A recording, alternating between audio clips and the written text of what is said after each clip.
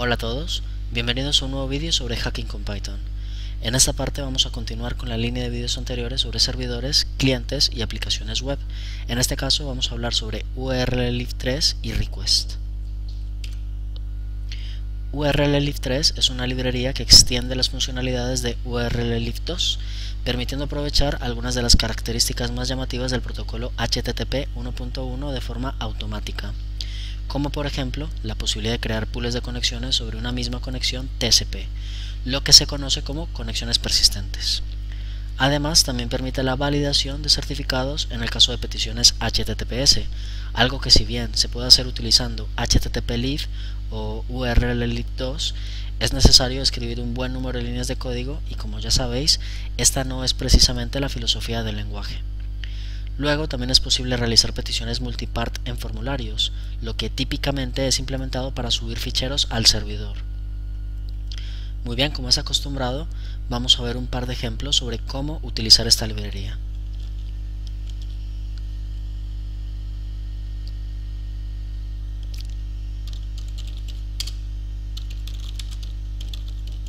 Una vez descargada e instalada, importamos el módulo urllib3. Y bueno, la forma más sencilla de interactuar con este módulo es creando pools de conexiones a partir de las clases que están disponibles en el módulo. Una de las clases más sencillas para crear pools de conexiones HTTP es la clase Pool Manager.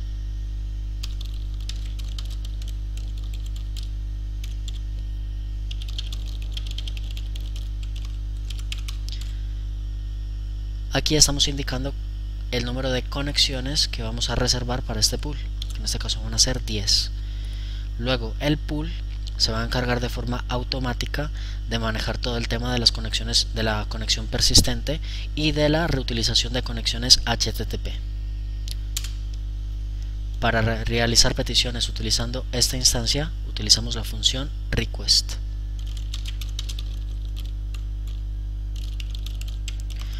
Esta función recibe como argumento el método HTTP que queremos utilizar y el recurso al que queremos acceder.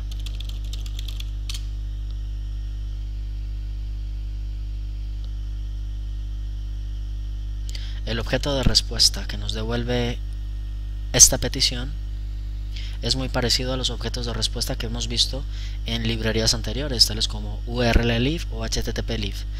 Tenemos la posibilidad de acceder a la información de la respuesta por medio de atributos y métodos. Por ejemplo, el atributo status nos permite obtener el código HTTP de la respuesta. Podemos obtener las cabeceras de la respuesta y el código HTML, la página HTML que nos devuelve el servidor. Luego, como mencionaba anteriormente, utilizando este pool podemos hacer múltiples peticiones utilizando diferentes métodos HTTP a cualquier sitio web.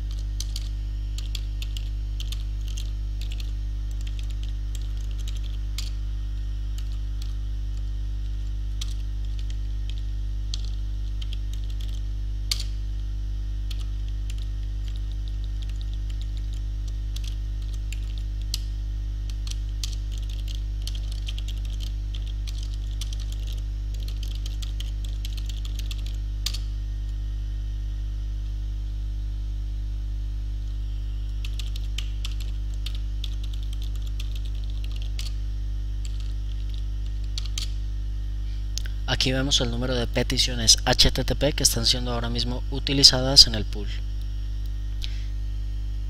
Del mismo modo que estamos viendo aquí con la clase Pool Manager, podemos utilizar la clase Proxy Manager para realizar peticiones HTTP del mismo modo que lo hacemos con esta clase, con la clase Pool Manager, pero pasando por medio de un proxy.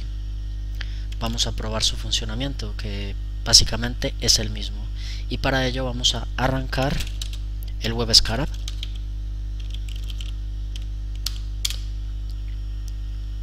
que por defecto inicializará un proxy en local en el puerto 8008. De este modo vamos a crear una instancia de la clase Proxy Manager y esta clase recibe como argumento la URL del proxy que queremos utilizar. Muy bien. Luego, del mismo modo que hacíamos con la clase Pool Manager, podemos ejecutar la función request para realizar peticiones get, peticiones post, etc.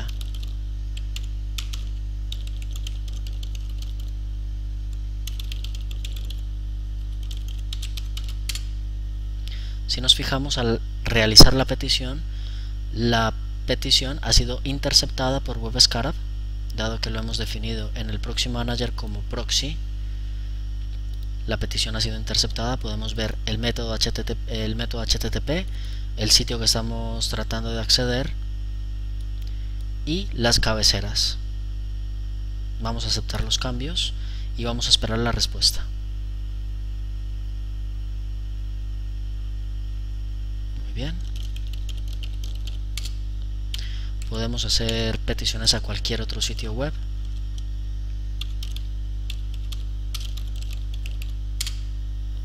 Aquí estamos haciendo una petición a el lado del mal utilizando el método get y estas cabeceras que vemos aquí. Vamos a aceptar los cambios. Muy bien. Funciona exactamente igual a como funciona la clase Pool Manager. De hecho, la clase Proxy Manager extiende de la clase Pool Manager, por eso se heredan este tipo de funciones. Por otro lado, aparte de la clase Pool Manager, también tenemos las clases HTTP Connection Pool y HTTPS Connection Pool. Ambas clases extienden de la clase Connection Pool, la cual nos permite definir un pool de conexiones que apuntan a un único host. De esta forma, todas las peticiones que hagamos a ese host van a ejecutarse de forma correcta. Sin embargo, cualquier petición que hagamos a un host distinto nos va a dar como resultado una excepción. Vamos a ver su funcionamiento.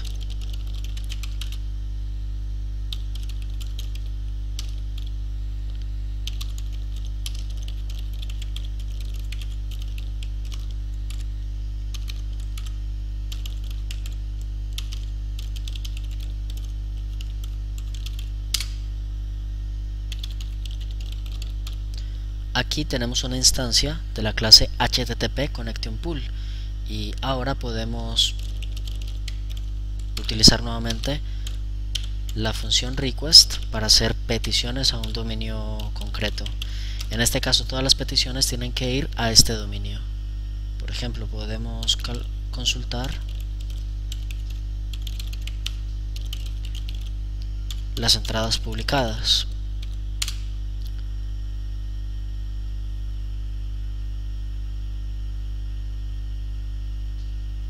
La petición se hace correctamente. Sin embargo, si intentamos utilizar este pool para acceder a un recurso diferente, a un dominio distinto, automáticamente URLLib detecta que el pool que estamos utilizando apunta a thehackerway.com y estamos tratando de acceder a un host distinto, en este caso a google.com. Por lo tanto, la petición es rechazada de forma inmediata.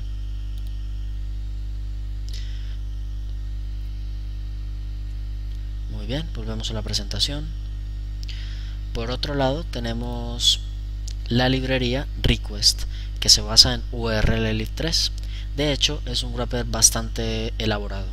Nos permite realizar peticiones utilizando varios métodos HTTP de una forma muy simple.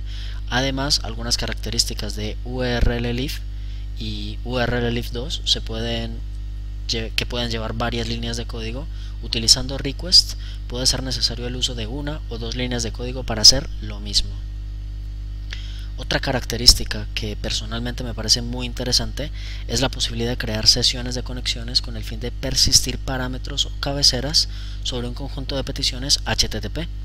De esta forma podemos realizar todas las peticiones que queramos utilizando los mismos parámetros en todo momento. Vamos a ver cómo utilizar esta librería para que esto quede un poco más claro. Vamos a cerrar aquí.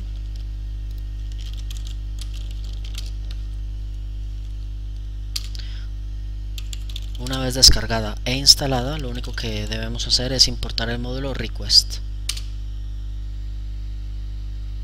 Muy bien. Para ejecutar peticiones get, post, head o cualquier petición utilizando cualquier método HTTP de la especificación, en request tenemos una función para cada uno de esos métodos. Por ejemplo, si queremos hacer una petición get, utilizamos la función get, que recibe como argumento el recurso al que queremos acceder. Por ejemplo, http:/bin.org/get. Muy bien. Este sitio, http:/bin.org, es un servicio online que nos permite de forma gratuita probar diferentes clientes utilizando los endpoints que vemos aquí listados. Podemos hacer peticiones post apuntando a http:/bin.org/post, peticiones a métodos put, patch, delete, en fin, tenemos aquí una serie de endpoints que podemos utilizar para hacer pruebas de clientes HTTP. En este caso nos viene muy bien para hacer las pruebas de las diferentes funcionalidades que tenemos en request. Por ejemplo, si quisiéramos hacer una petición post, utilizamos la función post y accedamos a este recurso.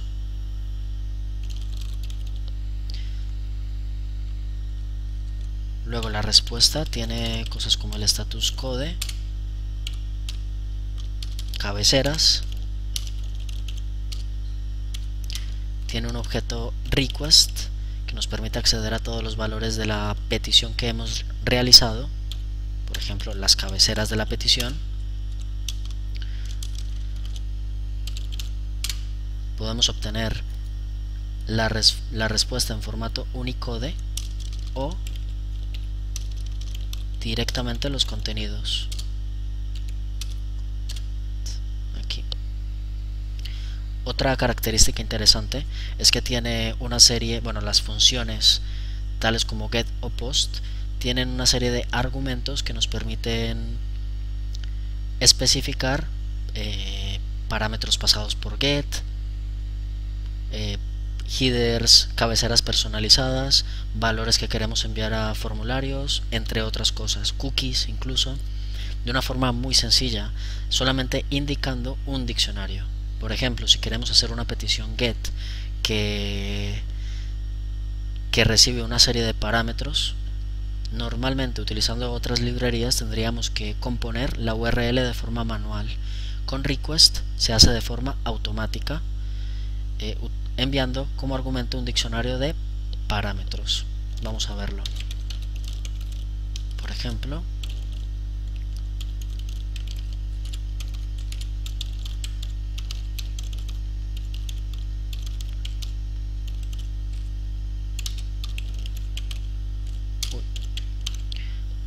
el argumento params de la función get nos permite definir un diccionario que contiene una clave, puede contener una o varias claves con su correspondiente valor. Cuando ejecutamos request, una S aquí, cuando ejecutamos esta petición,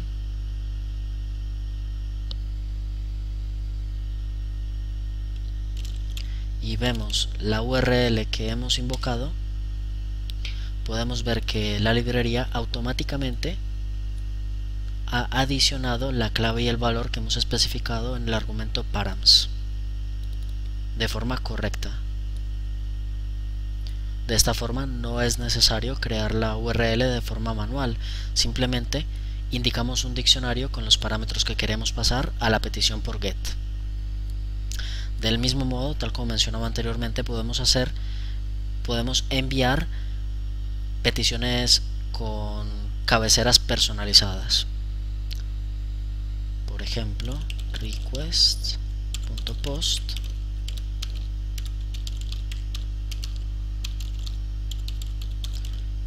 .org/post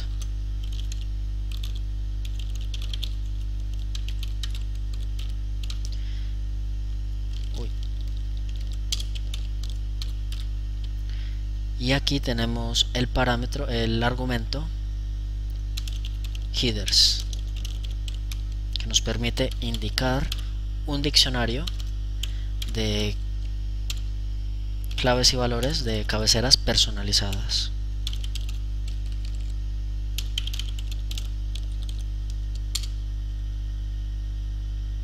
Perfecto. Ahora, si vamos a ver la petición que hemos enviado,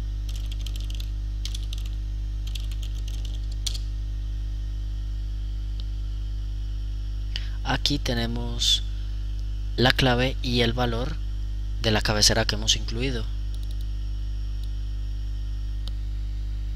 de una forma muy sencilla.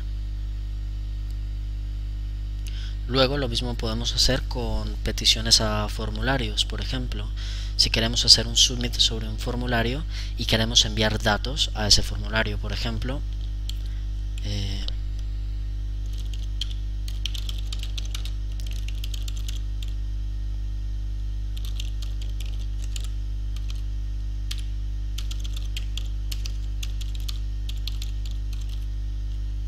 org/post. Aquí tenemos el argumento data, que nos permite nuevamente indicar un diccionario que incluye claves y valores.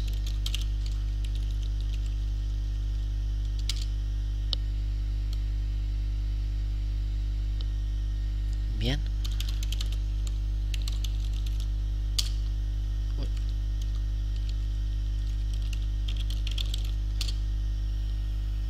Aquí vemos que para el formulario hemos enviado clave y valor utilizando el argumento data. Muy bien, en el caso de que queramos hacer de que hagamos una petición y por lo que sea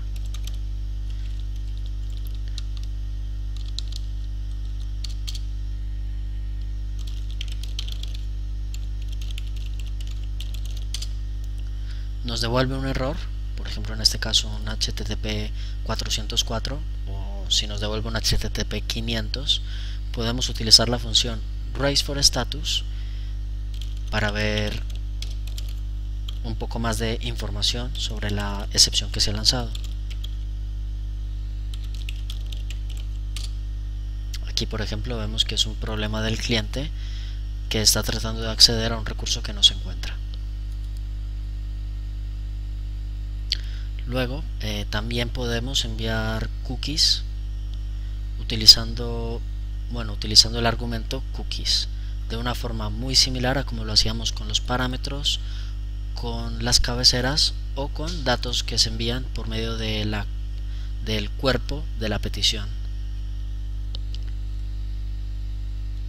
Por ejemplo, a ver, res cookies, vemos que en HTTP bin hay un endpoint que es cookies que nos retorna datos de cookies. Vamos a ver, request.get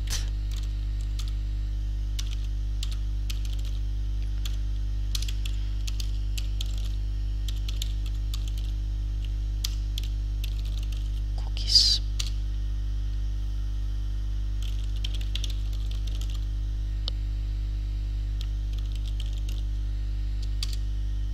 Muy bien, si nos fijamos no hemos establecido ninguna cookie, pero si utilizamos el argumento cookies e indicamos un diccionario de clave valor, nuevamente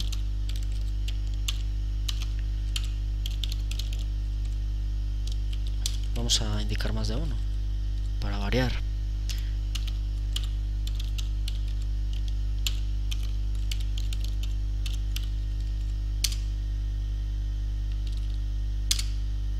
Si nos fijamos, las cookies se han establecido correctamente, las hemos enviado desde nuestro cliente hacia el servidor. Muy bien. Luego, otra característica interesante de request es que cuando intentamos acceder a un sitio que posteriormente nos hace una redirección, podemos permitirle hacer dicha redirección o no. Por defecto están permitidas las redirecciones de forma automática, sin embargo podemos cambiar este comportamiento. Por ejemplo, si tratamos de acceder al sitio web de Google, veremos que nos va a hacer una redirección. Vamos a ver.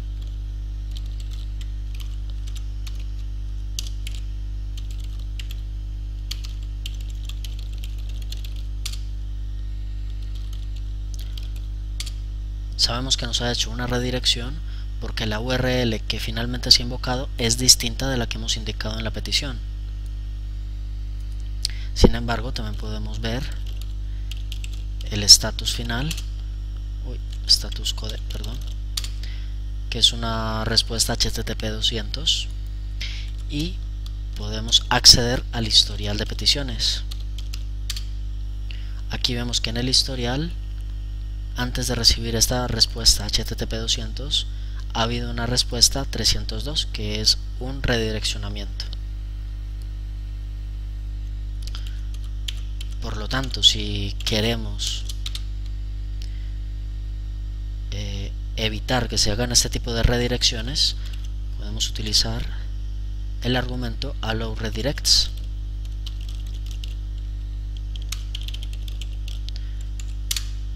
Y le establecemos el valor false. Luego, si vamos a ver el status code, vemos que ahora el código HTTP que nos ha devuelto el servidor es simplemente 302, no se ha llevado a cabo ninguna redirección y el historial está vacío, dado que la redirección de forma automática la hemos eliminado. Por otro lado, también podemos filtrar, podemos validar los certificados SSL. Esto lo hacemos con la opción, con el argumento verify. Por ejemplo, request.get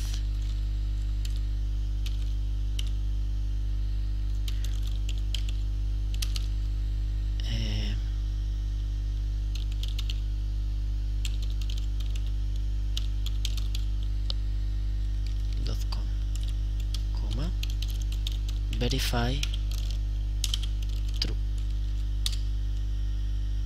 Perfecto. Si nos fijamos, al establecer verify true,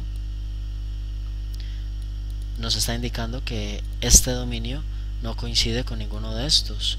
La verificación ha fallado. Por defecto, la verificación siempre es true.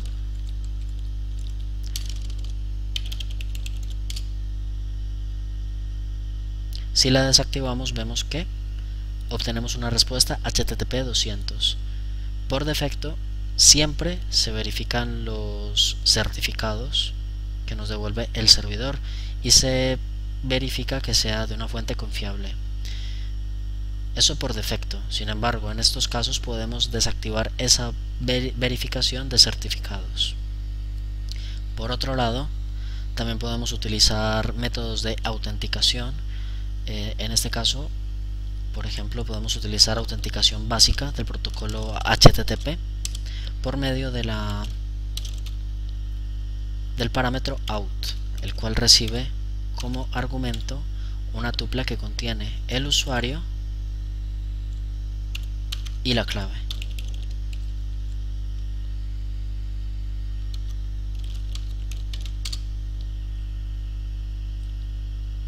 Bueno, vamos a quitar nuevamente la verificación.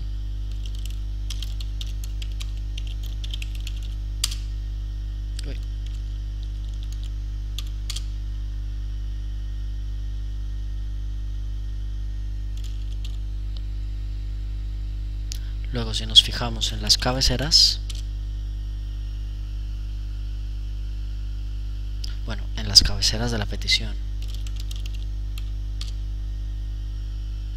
vemos que se ha incluido la cabecera authorization del tipo básico, y aquí tenemos el texto en base 64 de la combinación del usuario y la clave. Muy bien, tal como mencionaba antes, existe la opción de crear sesiones de peticiones, que es una característica muy interesante de esta librería. Para ello podemos utilizar la función get, la función session.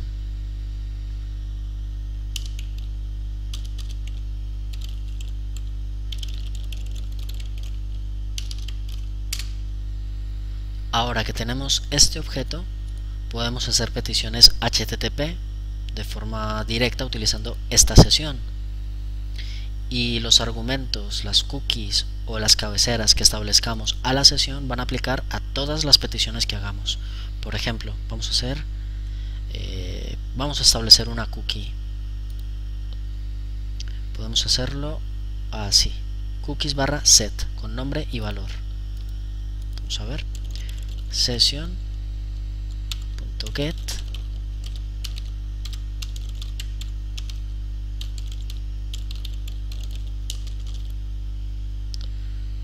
org barra set barra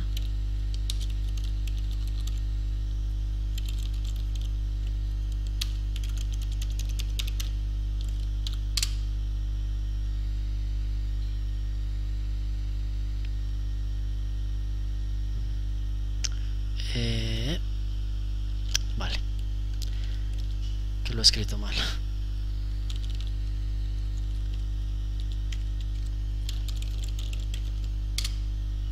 Perfecto. Vamos ahora a consultar estas cookies.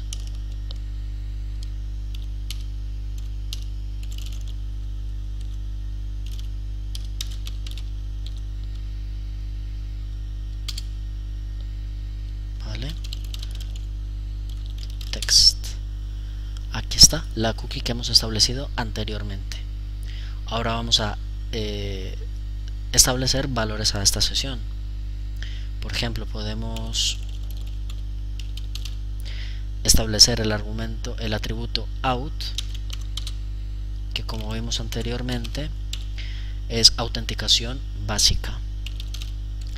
Y bueno, lo que va a hacer es que en todas las peticiones HTTP que llevemos a cabo va a incluir la cabecera authorization con el texto en base 64 de la combinación de estas dos cadenas, user y pass.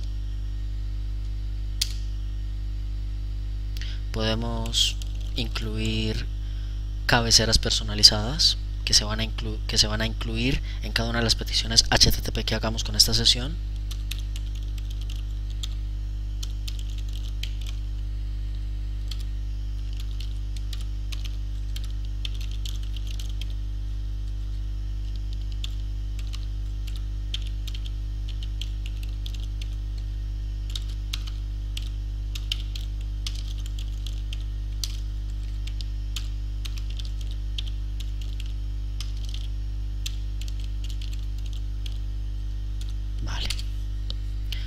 Ahora, si hacemos una petición utilizando esta sesión, cualquier recurso, vamos a hacerla a cookies directamente.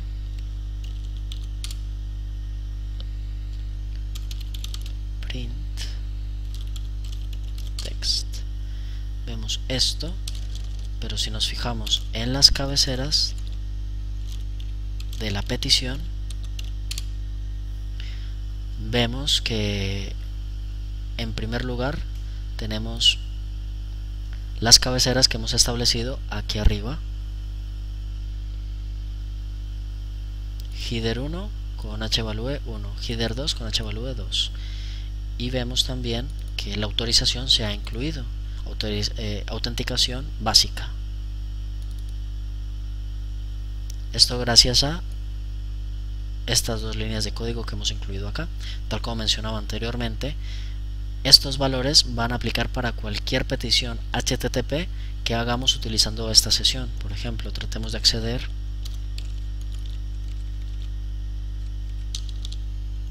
a otro recurso, post.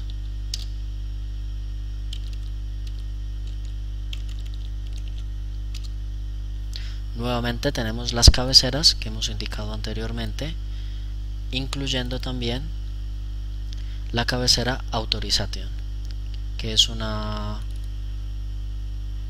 cabecera que nos indica autenticación básica, y aquí está el texto en base 64 de la combinación del usuario y la clave.